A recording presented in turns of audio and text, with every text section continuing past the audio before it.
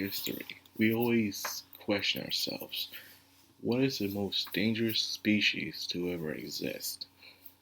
Whether it's in fantasy, fiction, science fiction, we always think of dangerous things, whether they can be insects, animals, aliens, spiritual creatures, demonic creatures, angelic creatures.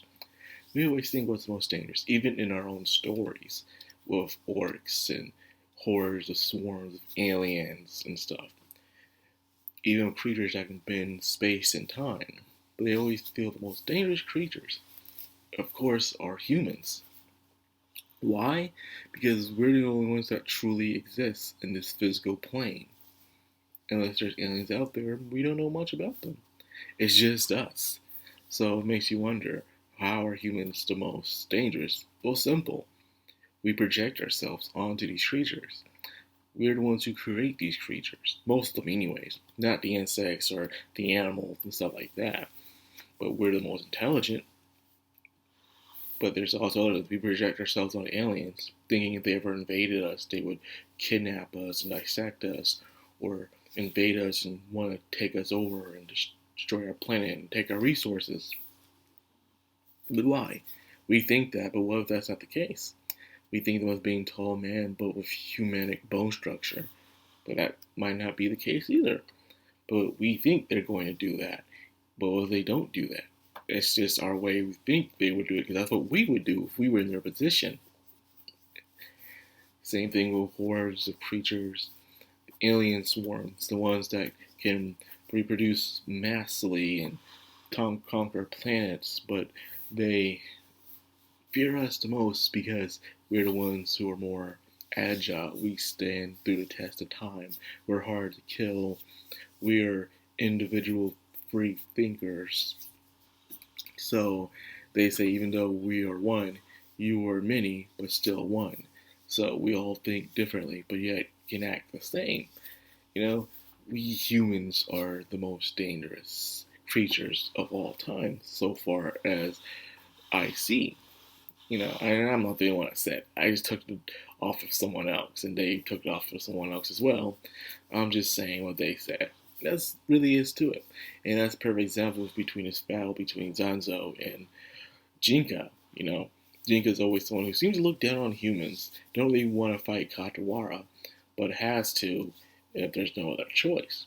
Until he met someone who really posed a true threat to him, where his life was truly on the line, and he was giving him time to think about it. This dude was just an ordinary human, but he did eat and sell Katawara. He did that opposite thing where I seen some characters have done, where they eat the creature that usually eats humans. So they eat them in return and usually gain some sort of power. And sometimes when they do it too much, they would lose their humanity in a way. Where this guy had Jinka completely scared, and Jinka was just completely like, yo, man, why don't you finish me off? He says, because I don't want to. You don't look delicious to eat. He only kills those that he tends to eat. It would be a huge waste. As you can see, he forced himself to eat that creature that he slayed within the show. And said how terrible it was, but he was still eating it.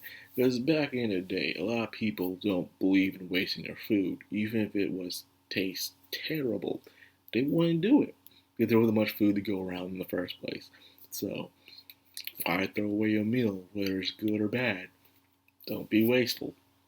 But anyways, this guy had Jinka scared to rights. He underestimated humans. It is funny because Tama is someone who wants to do all she can to bring pacification throughout the land. And she doesn't care if it takes her up to 1,000 years. He said it'll be 1,000 years worth it, knowing that there would be peace.